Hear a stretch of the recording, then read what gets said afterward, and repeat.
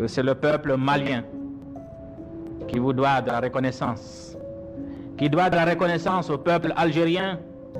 qui a sacrifié des centaines de milliers de ses meilleurs fils pour que les peuples africains puissent s'éveiller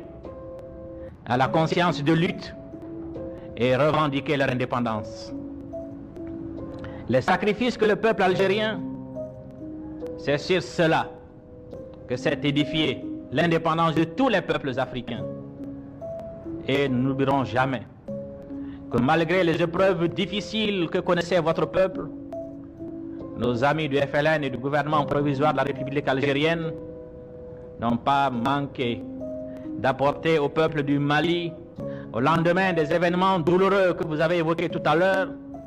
une solidarité agissante et une assistance que nous n'avons jamais prise en défaut. Excellences et chers frères de combat, nous nous réjouissons, et tout le peuple du Mali se réjouit de la fin prochaine des hostilités, afin qu'ayant été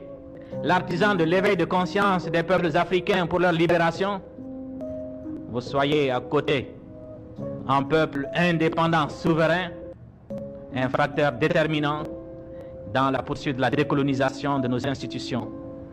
afin que l'Afrique, libérée définitivement de toutes les séquelles de la domination coloniale,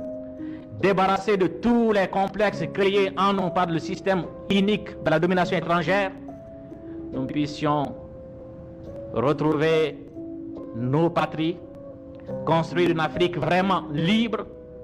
et qui devra s'acheminer,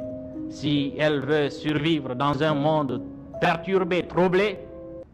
si elle veut survivre, dis-je, et réaliser son unité.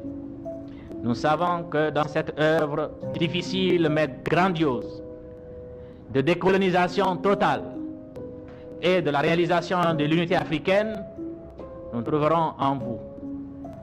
dans nos frères algériens, des militants